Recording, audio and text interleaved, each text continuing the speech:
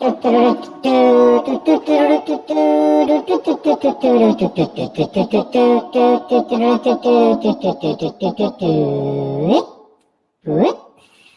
everybody, to Live at the Hive, episode 198, Digital Marketing from the Trenches. I am Dan Nadelko. Smooth. I'm Stacey DeSantis. And I'm Paige Gervais. Perfect. And today we are going to be talking about Paige's favorite topic. TikTok. Not five. There's probably more than five reasons, but we got to do the listicle style title. Reasons you should be on TikTok and your business should be on TikTok. It's not just for kids anymore. Everybody. It's for all sorts of everybody. All righty. So before we do that, let's jump right into, we've actually got a very relevant what's new that Paige is going to talk about. And today we're going to be talking a little bit of TikTok shopping. Okay, yes. So TikTok is expanding its investment into e-commerce. So early this year, I believe they piloted TikTok shopping in partnership with Shopify. So this allowed businesses to sync their product catalogs to the app as mini storefronts. And now TikTok is announcing new partnerships with more brands such as Press to Shop, Wix, and they'll be including a shopping API. So I think this is awesome because in the article, they mentioned the popular hashtag TikTok made me buy it, where users record themselves with their products that they found through TikTok. And I think this is an awesome example, given our topic today, on how businesses can be successful through TikTok, because there's a whole hashtag promoting the influence that TikTok had on users' purchase decisions, and it has nearly 5 billion views. Yeah, one of the interesting things about how TikTok is going about this is instead of kind of forcibly driving down e-commerce into users, they kind of took an organic approach. And I think the other interesting thing is, integrating product catalogs. And again, this is that idea of headless commerce where you're not necessarily driving people to a store. You're letting them have the purchase experience directly in the app, hopefully without them leaving the app itself. For sure. Yeah, definitely more of an immersive experience. And an organic experience, right? People are posting their content. We're going to talk a little bit about some of the ways that businesses can promote. One of the interesting ones is Spark ads, which is fairly new with TikTok, where you can actually use organic content from an influencer and then have that co-posted to your business account. Again, so you're using organic content to their not famous line. Maybe it's famous, but don't make ads, make TikToks. So it's always a good one. Always a good one. All right. Up next, the wonderful world of Mark Zuckerberg. Yeah. So Facebook has put in even more investment into the Metaverse. And if you're wondering what the Metaverse is, you've seen it probably with like Ariana Grande, her concert on Fortnite. It's actually an experience where you become, it's gone a step above and beyond like VR, where you're actually an icon, or what would be the word?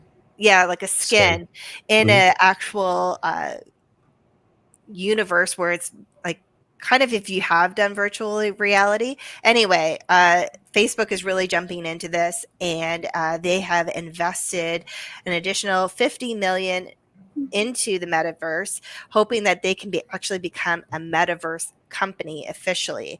And it's kind of very reminiscent of the early days of the internet, where we're probably going to see a lot of these bigger players vying for, regulation and how they can dip their toes into the Metaverse and what that will mean for, all kinds of immersive experiences as as this evolves, whether it's like shopping or going to concerts and such, and it's going to become very much like Ready Player One.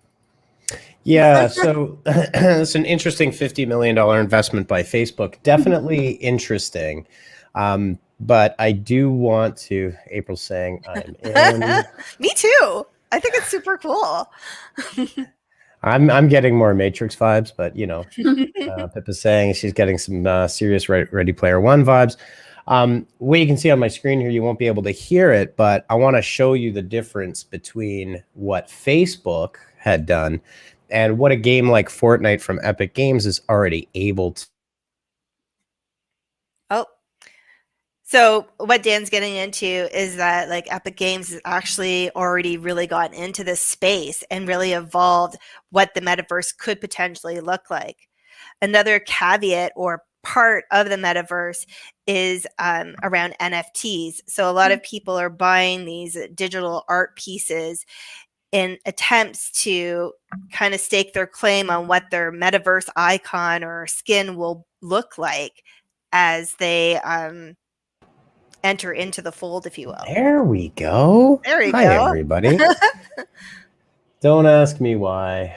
I still have a connection unstable right now, but hopefully it will continue. But if you can actually see my screen at some point here, if you see this Travis Scott, that is his avatar inside of Fortnite for this concert. And the music is playing, and as far as I understand it, he, was either recorded or real, but he's actually making those movements. So this is definitely a metaverse play. So I think, Epic and Fortnite might. Oh, yeah, it's super cool, April. I think we can show her thing here.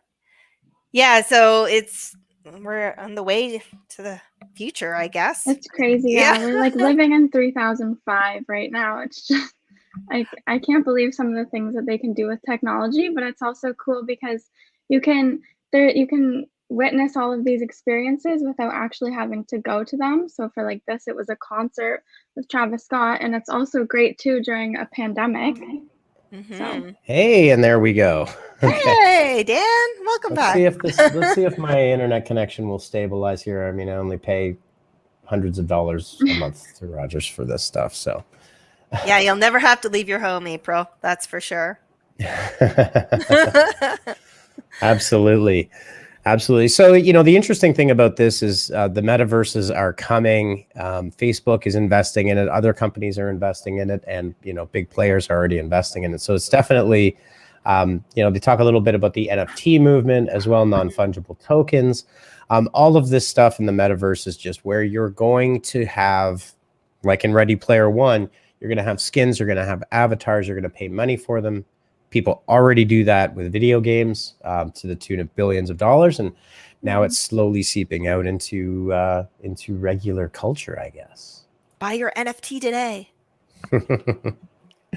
Well, actually, the funny thing is, just to kind of go off script a little bit, so Gary Vaynerchuk is extremely excited about NFTs, and he's got a platform called VFriends. One of the reasons he's so excited about it, there was a interview he did with Toby Lutke from Shopify about, I think, a year ago.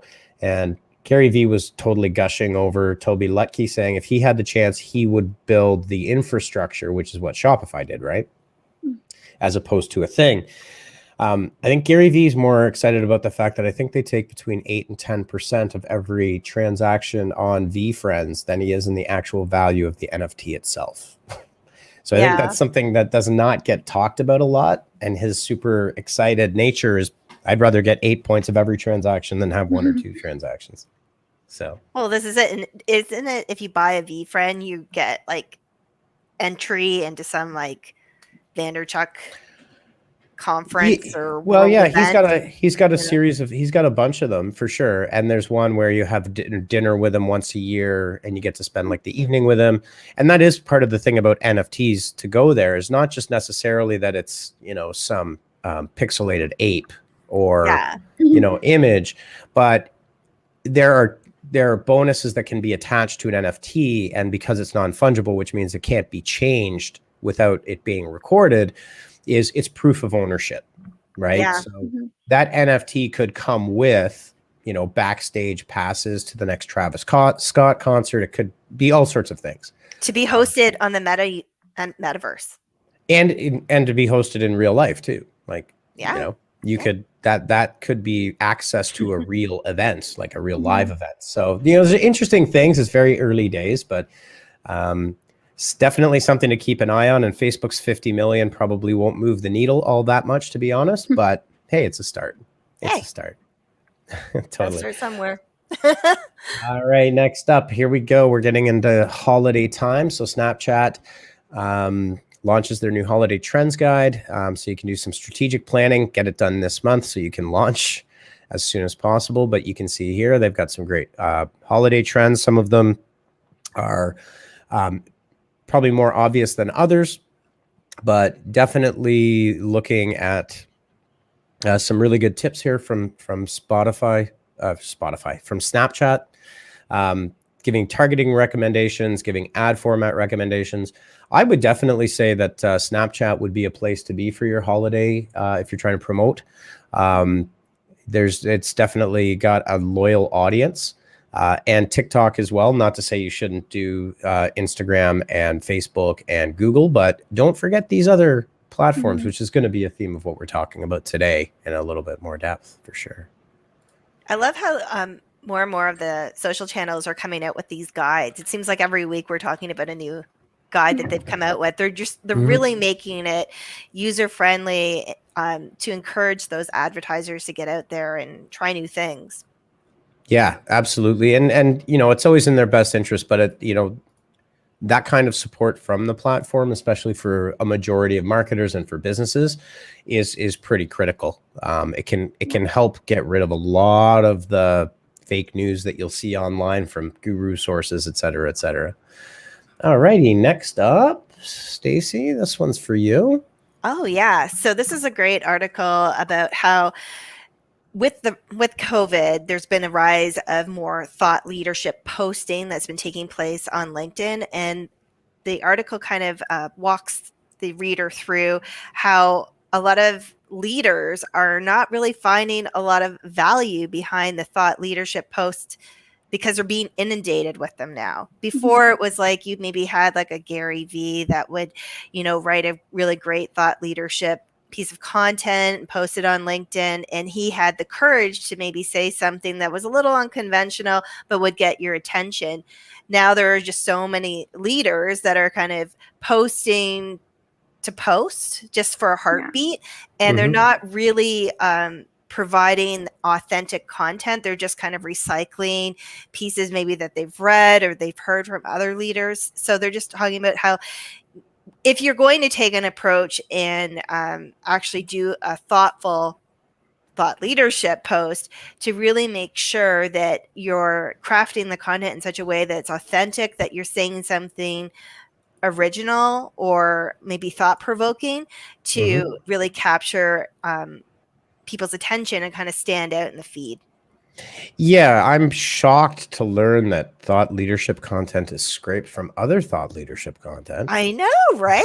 Especially on LinkedIn. What a thought. Yeah, I mean, this it's good to see LinkedIn coming and calling BS on this. LinkedIn was a pretty bad haven for this kind of behavior, where you would have really just these thought leaders repurposing really cheesy stories and or very generic and or cheesy thought leadership content. I think the thing that's important to remember if you're doing thought leadership content is use your experience in your niche, whatever that might be. Try to avoid broad sweeping statements that really, we talked about it last week with the funnel, where everybody says create great content, create a great lead magnet, create a great customer journey, and you leave it there, and that doesn't actually mean anything. Yeah. How do you define what's great versus not great? Yeah. What does any of that actually mean? And so same thing with your thought leadership content. Again, don't be sucked into these vanity metrics where someone has 197,000 reactions on, say, LinkedIn, for example, if that's where you're doing it. Because quite typically that's just a very surface reactions, and really focus on your core audience. I care about who your core audience is. And if you were to engage 10 people in your core audience that actually meant something to your business, That's better than a million people that have really nothing to do with your business, right? So some of these thought leadership has to pique your interest within the first minute. That's like a hook. We talk about that a lot too when creating content. And there's a lot of good stats in here. 40% say it's unoriginal thinking or a lack of new ideas. 31% say it was authored by people who aren't true experts on the subject matter. I tend to believe that as well. Yeah. So yeah, definitely something to dig into, and it's a good read. What else do we have here? Okay, just one more from the good old Apple files on privacy before we dive into TikTok. So Facebook is outlining the impacts of Apple's data tracking update, gives some tips on how brands can improve ad performance. So again, I think Facebook is fighting the good PR fight, I guess, if that were the way that you would want to kind of go with that. Underreporting. Yep, go ahead. I was going to just say, but there is one piece that I think is valuable, whether it's Facebook or Google. They talk about how you need to give the platform time to learn. That you can't just like post it, expect a rise in your metrics right away. Like you need to give the platform time to breathe, to learn, to understand what is working, what isn't working, to properly analyze your results. So that was kind of neat, I thought. Yeah, and I think one of the things, I mean, so you could take a cynical approach and say, yeah, Facebook obviously wants you to learn more. More importantly, I think one of the things that we see a lot is there's a lack of real piloting and real testing. So you could take a $750 budget divided into 5 tests and really, really rapidly test with short time frames that have a more significant amount. So you can actually see, and during that period, you definitely do have to give the learning phases with these AIs time. And yeah, so to your point, Stacey, I was actually getting there. I wasn't just slamming Facebook again. They are giving out this is actually good advice in terms of how to use the platform properly and take advantage of some of the better features that Facebook does have to offer, for sure. You never slam Facebook. What are you talking about? I might not be cynical. I might be cynical. It is what it is. All righty. So let's see. It looks like our Twitter Live didn't go live. So sorry, folks, but we'll get that up there next week again. All righty. So with that, and there's a lot more what's new, but so much new, we can't cover it all. We can't. And get to what we need to get to. Exactly. All righty. So let me just see if I can find our presentation. Can we have a Visco girl break? Sure. Introduce your Visco girl goods. Is that, and can anybody in the chat confirm if Visco girls are still a thing? That was Save the turtles. Like 5-6 years ago. I mean, do classics ever It's vintage now. Just like me. Was Visco girls versus Instagram girls, wasn't it? Yeah, Instagram baddies, they're called. Oh, baddies. Okay. Yeah. Damn. There you go. All right. Let's see if it's going to load up. What's going on? There we go. All righty. So diving into this, Paige, why don't you kick us off? Okay, yes. So today we're going to discuss how TikTok brings value to your business when used correctly, no matter the size of your company. So we're just going to go over the reasons why it can be seen as a great communication tool and how you can showcase your brand on the platform. So we'll be discussing the reach, the engagement, the growth, how you can show your personality, and also we'll be talking about the different ad formats that you can utilize. Very nice. Ooh. Very well done. Very well done. Very well done.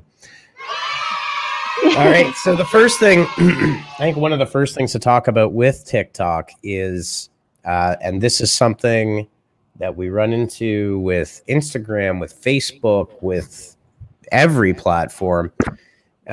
to be honest, as unbelievable as it is, I've heard certain people over my time say, I don't really use Google that much, so I don't think people use Google. Right? Oh. Yeah, that's been a real thing. Probably not as much as it used to be a few years back, but definitely been a narrative that I've heard from business people that may not be. You're running a business, you may not be at the forefront or the tip of the spear of social media, of technology, of everything else. The reality of it is that, and this week TikTok just reported that they have 1 billion monthly active users, or MAUs. That's a lot of people. And so you can't say that that's just 16-year-old kids doing TikTok dances. The reality is that TikTok is the #1 app on all of the app stores right now. It has been for at least the last 6 months. Its growth is ridiculous. Its organic capabilities and reach are ridiculous. You can have 10 followers and post one video, and you can potentially get millions of views. If you look at small businesses, some of them have actually been minted and had their businesses completely grown because of TikTok, and for no other reason than TikTok. And the other thing that we'll get into a little bit, and Twitter's very much the same way, is that there are a lot of TikToks, right? So if you're into clean talk, all about cleaning, mom talk, there's finance talk, there's stonk talk, there's all sorts of different things. So the one thing to understand about something like TikTok is there's no one TikTok, but with the volume of people that are using this platform, it's no longer a valid argument to say, I don't think my customers are on TikTok. Well, maybe your current customers aren't, maybe they are, but certainly your potential customers are definitely on TikTok, 100%. Yeah, there's a space for everyone on TikTok. I've seen some amazing things. I've seen some weird things. But I had TikTok back before it was popular, when it was embarrassing to say that you had TikTok. So I've seen it all, okay? Well, if you look at people like Taylor Holder and some of these guys that came from Musical.ly, and then you look at like Vine, I wouldn't shun their millions. I wouldn't be embarrassed by that at all. So Pip is saying, clean talk lover here. I may have purchased some cleaning things because of it. And you know what? That's the whole hashtag TikTok made me buy it. That's a very real phenomenon that I think pushed TikTok into expanding their e-commerce. All righty. So let's just keep diving into this. So we've talked about this just in terms of an overview, like we were just talking about it. I think one of the important things, and feel free, ladies, to chime in anytime you want. They didn't invent the interface and the interaction and everything else, but I think they promoted the use of that creativity more so than other platforms had done. Just the one example that I can give out right away is they came out of the gate, because of their Musical.ly background, with licensed music from step one, right? To this day, Twitch, YouTube have serious issues using licensed music, and TikTok does not have that problem at all.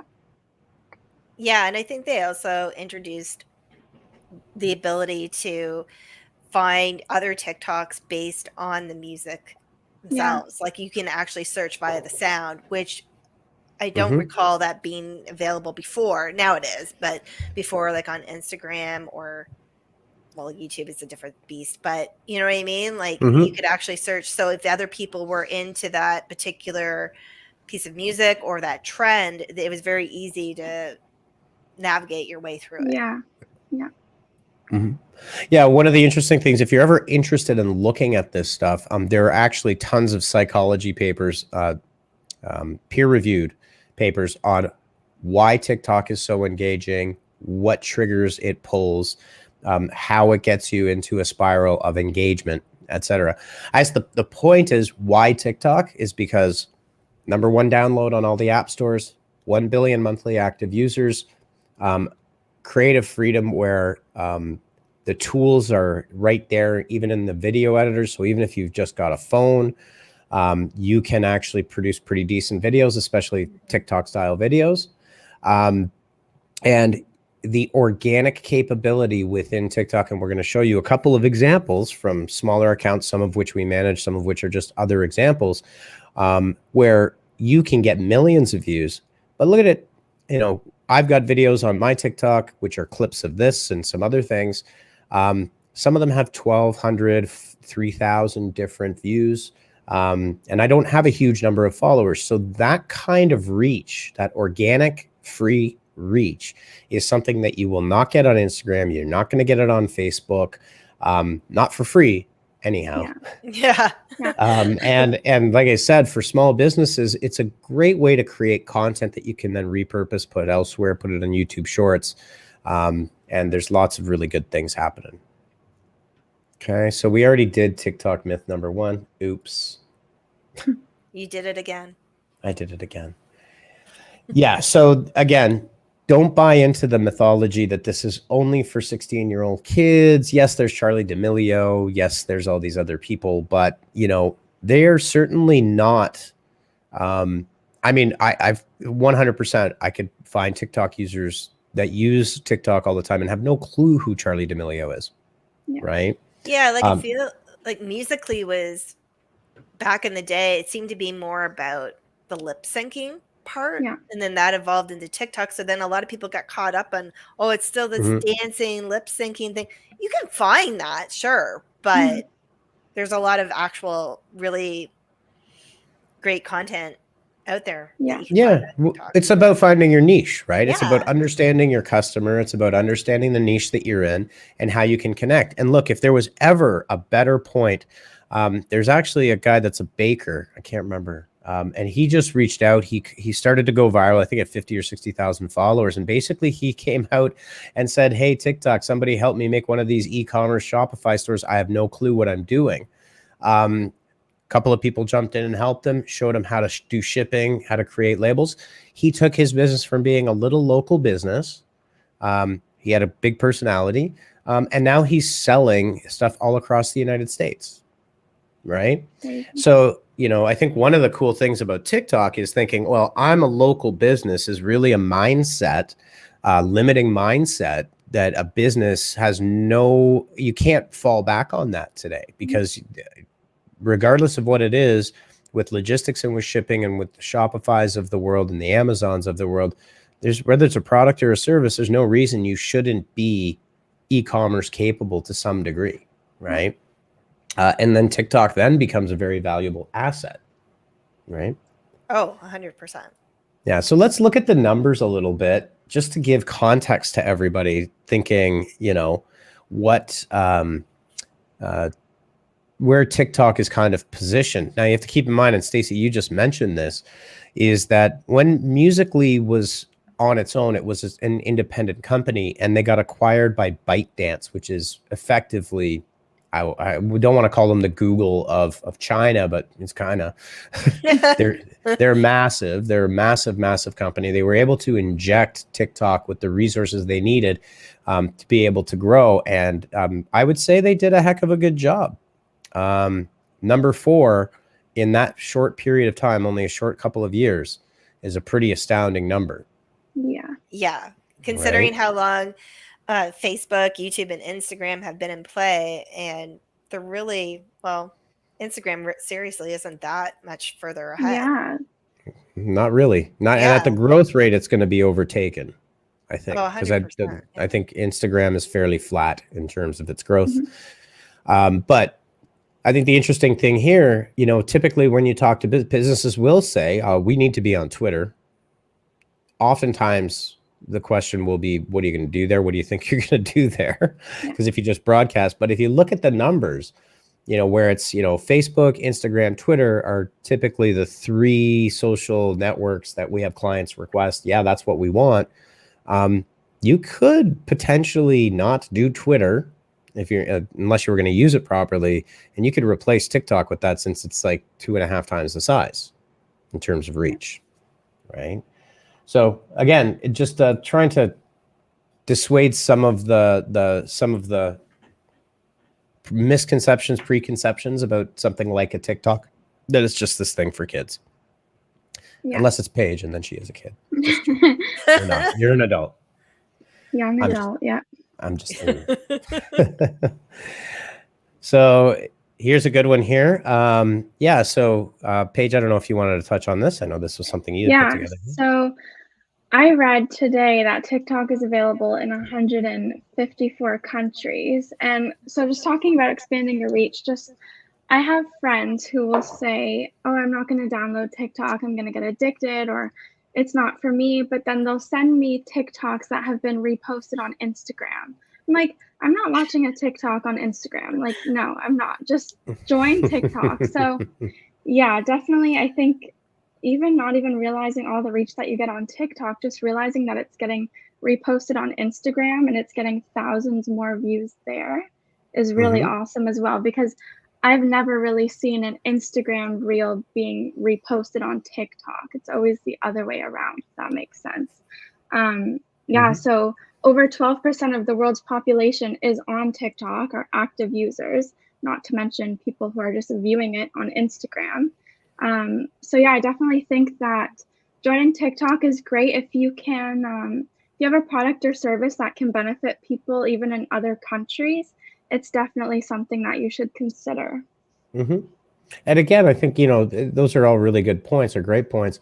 And the important thing is to understand and appreciate the value of brand awareness, right? That not necessarily, and again, with all of these things, I think it's about understanding your lane and what your goals are, and saying, yeah, would it be amazing if you went viral on TikTok and had worldwide recognition? Of course, that would be great.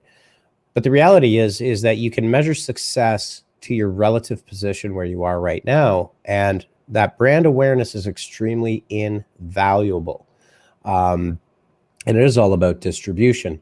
The other interesting thing is just look at this level of growth, right? Yeah. And this is Q1 2020. That was at the height of the pandemic, right? Because that had just started.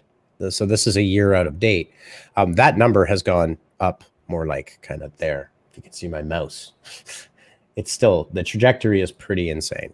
And there's even TikToks that I've seen where people make fun of their old ideals when it comes to TikTok. They're like, oh, I'll never go on that. And then the pandemic hit and they're like doing all the trends and everything else. So yeah, I mean, from a user experience perspective, one of the things that TikTok really does have going for it, I'm still not sure that they're at the level of engagement that YouTube actually has, but they're so very different in terms of the core basis of the platform. I don't know that you're comparing the same thing.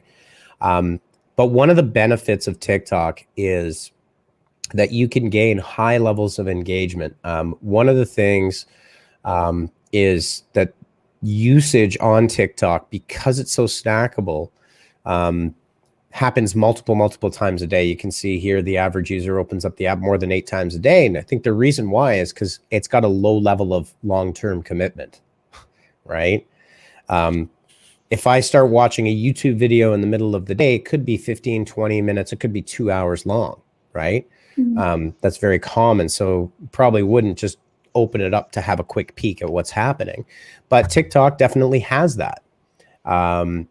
The other interesting stat that's on here is that 60% of TikTok users are female, and it's not unknown. It's very well known that females out-purchase males by a significant amount online, even with all of the changes.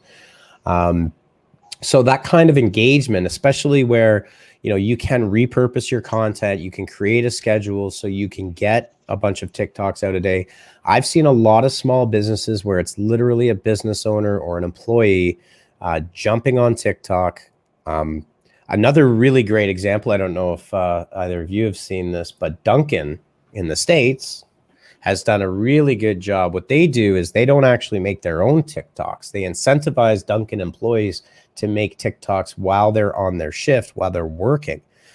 They actually get a bonus for doing it.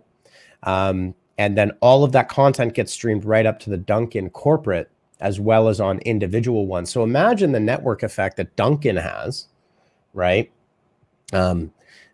with probably I don't know how many employees Dunkin' Donuts has, but it's got to be hundreds of thousands. I mean, it's a huge chain, right?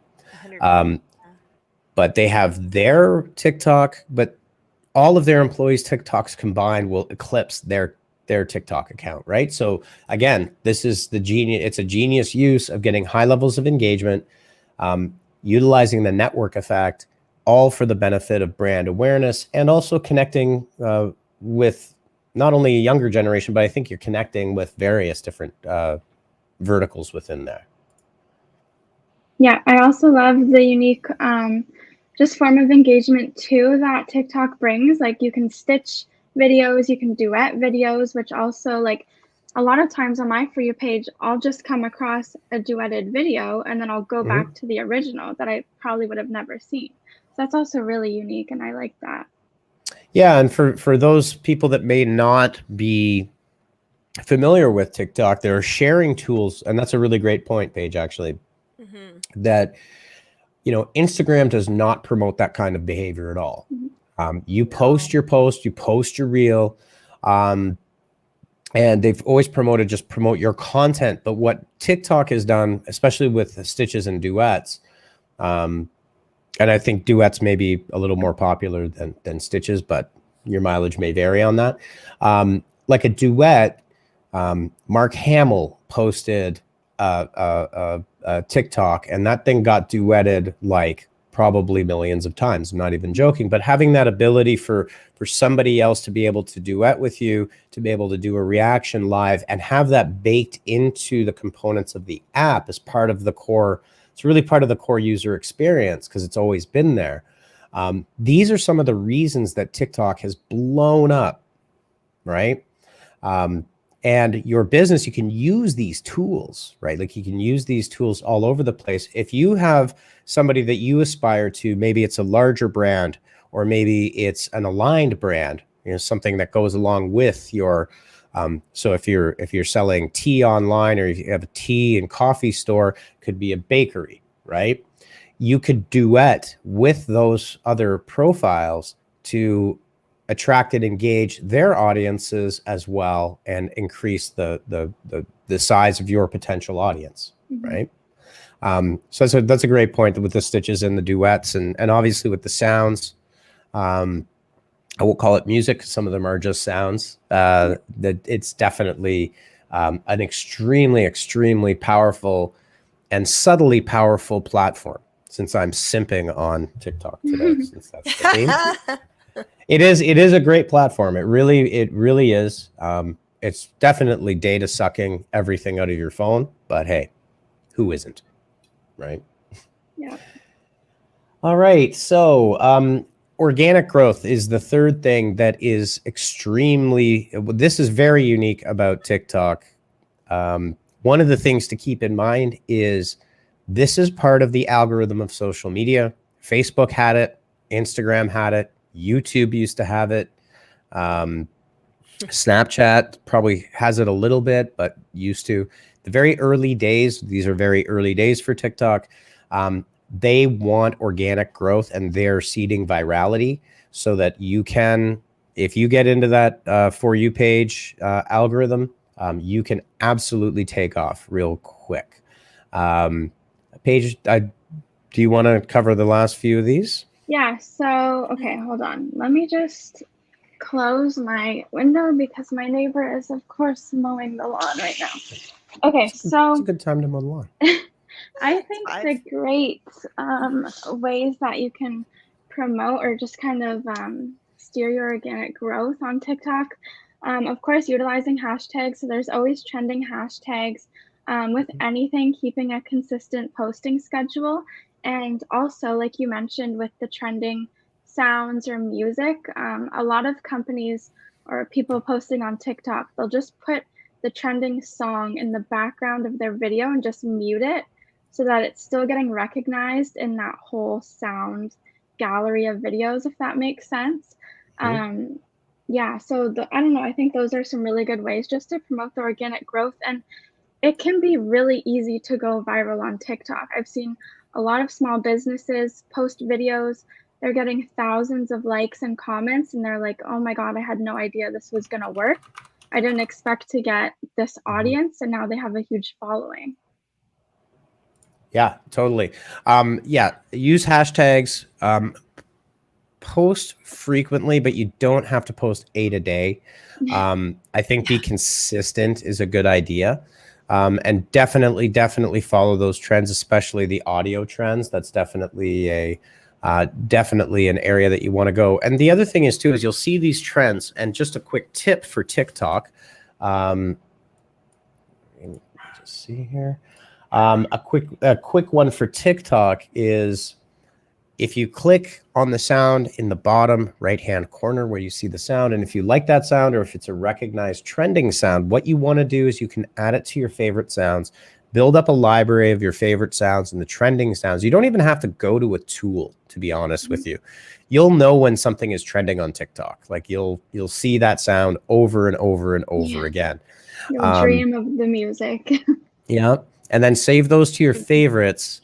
And you can mute it, or I get the feeling that TikTok is going to get smarter about the muting side of things. But if you can integrate the sounds into your content, then you're going to be that much further ahead. Okay, let's look at an example. Stacey, I guess you can cover this one. Okay, cool. Yeah, so this is a client that we have, and we were looking to repurpose. This is a really good example of repurposing content and how you can repurpose it for TikTok specifically. So this particular account only had about, 300 followers, and maybe on average got about 30 to 200 views per TikTok that they had posted. And we actually took a clip from a live concert this person did, or Rob Nash did, and we clipped a joke that he had told the crowd. And it was only about 30 seconds long, and we reformatted it to the 9:16, and we posted it on TikTok, and it went viral. It went nuts. So we got over 2.2 million views. We're now over 21,000 followers. It got about 436,000 likes. And this was all done organically. There's absolutely no boost budget put behind it. So why did it work? Well, one thing with TikTok is that while you can share and you can stitch and you can do all these great things, one thing that the app will really reward you with is when you post authentic content. So content that actually really resonates with the audience. It's not something that's so put on. Like I don't feel, from the experience that we've had, that overly polished, professional videos are really what TikTok is for. It's more about these micro moments that occur, whether it's a live concert, that really resonates with the audience.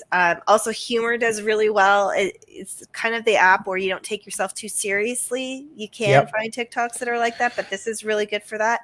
And also with this particular account, it's about building, in any account really, it's about building community. So you really want, these people had seen, there were several people that did see this actually take place live. And then they wanted to share the experience that they had, because it brought them back to that moment with their followers, and on and on and on it went. Yeah, so I think a couple of things. The one thing to keep in mind is this. So the Rob Nash Project is a suicide prevention for youth project. It's got some really great messages. A lot of it can be very serious. The one thing here is that with that audience, and we had talked through this, is there's no talk of anything here. This is purely for entertainment, but the audience that is currently engaged with Rob Nash appreciates the bigger picture. For people that aren't, it's a way to engage, and there's no call to action. There is no messaging coming through. It is purely for brand awareness and authenticity. And I think that was one of the real reasons. And obviously there's going to be technical reasons that it went viral, got caught up in the For You page, lots of shares, lots of comments, lots of community, all things that that TikTok really promotes. Okay. Yes. So we did that one. So let's talk a little bit before we wrap it up, since once again we've gone long. And again, you know, not everything and not anything in life is free. Nothing in life is free, in fact. So don't get complacent about the idea that TikTok is this free organic stew pot that you can just jump into and you're gonna go crazy and it's gonna be awesome and it'll be like this forever. It will not be like this forever. It'll be there for a short time. But you do have promotional and advertising opportunity. I think they're two different things when you say promotional. So you look at Spark Ads and TikTok Promote, which is really their boost content. So you can boost your own content to your audience to build audiences. Pardon me. Those will allow you to build your audience using a very modest budget. It's an investment. There are audiences on TikTok. Definitely something like when you look at these platforms, consider investing for your business and doing it intelligently. That will pay dividends over time. And you don't, again, Stacey, I know you've done a bunch of this in terms of promoting content on the platform. Done properly, it's an investment. Done improperly, you're just boosting for 1 second. Yeah. Effectively. Yeah. Yeah. You want to work smarter, not harder. Yep. And so again, you know, this is actually a really good time because of the CPAs, because of the costs. They're very low. They're lower than Instagram. They're lower than Facebook. They're way lower than Google. You can take a little bit of budget and put it towards there. Now, there are some other probably what I would call top tier ads. Paige, I don't know. Did you want to go over this or did you want me to go over this? Yeah, we can both kind of tag team. So kind of explaining the images on the right. So kind of what Stacey was going on about how you can make polished videos, but they don't always have to be polished videos. So Balenciaga, we can see that's like pretty polished. They put a lot of effort into that. That's a top view ad. And then over the far left image is actually from Ryanair. And I believe that most of their posts, they don't actually put any money into. And it's something as simple as just putting their face over an airplane. It's actually a really funny account. They have over 1 million followers and they get so much engagement. And I'm sure they've gotten a lot of business just from the TikToks that they post. And it's really important too with some of these ads, you don't want it to feel like an ad because like we all mentioned, when you're scrolling on TikTok, you don't want anything to be too heavy. You're just kind of wanting it to be an easy scroll. And there's been times where I've been watching a video, not even realizing it was an ad and I'm halfway through it, which is great. That's the ticket right there. Yeah. Right. Yeah. Yeah. It's about creating great content and then putting some behind it. The ones that are interesting are Brand Takeover and Top View. So you've probably seen Brand Takeover if you're on TikTok. I don't want to know how much this would cost because I'm sure it's astronomical. So it'd probably be for big brands. But whenever you open the app, and I actually don't think it's the greatest format. I do feel like I just automatically skip it regardless. It feels annoying, right? Because you know it's an ad. It's very interesting. It's just so in your face. And then I get annoyed too sometimes when I see TikTokers that I really like, creators I really like, and they're in that first TikTok ad thing, and I'm like, oh man, like you have a good thing going. I don't know. That's just me. For sure. For sure. That's, you know, and again, I think that for most businesses, it's going to be Spark Ads. They're kind of my favorite, where you can connect with an influencer. Even if it's a micro influencer, just look at their content. Don't necessarily look at their reach. You know, because big TikTokers are going to charge $10,000 to $20,000 per TikTok. That's not a joke, probably even more. But you can find great content creators in the platform. Get a Spark ad going, let them create the content that goes to yours, and then you can then boost that content as well. So think about it as having a micro agency at your disposal, creative team for someone that is native to the app. And there you go. There you go. I have not been doing that many sound effects today. It's because Paige is such an awesome guest. Oh No, yeah, it's because that. TikTok is awesome. There you go. There you go. All right, everybody. Well, that will, I think, wrap it up. So just to wrap it up, don't dismiss TikTok because you think it's for kids. If you've never been on TikTok, that really is irrelevant. The fact is that there's engagement. There are hundreds of millions, if not a billion, active users on the platform, which means they're pretty much going to cover every demographic you can even imagine. Definitely think about it. And I'm not joking when I say, you know, the three core platforms that people mention, Facebook, Instagram, and Twitter, and possibly LinkedIn. You really got to think about what you'd be doing with a Twitter. We see more failed and kind of sad Twitter accounts from businesses, and you might have a better luck imposing TikTok where Twitter might have been if you're not going to do it properly. So, all right, everybody, welcome to the first day of October. Wow. But it is a beautiful day, and it's supposed to be really nice here tomorrow. So soak up that warmth before Stacy's all happy and she's wearing friggin' sweaters and drinking pumpkin spice latte. Yeah. Ugh, pumpkin With my spice scrunchie. latte. Yeah, there you go. There you go. All right, everybody. Thanks so much for joining us for episode 198 of Live at the Hive, Digital Marketing from the Trenches. We will see you next week. Same B time, same B channel. Peace. Bye.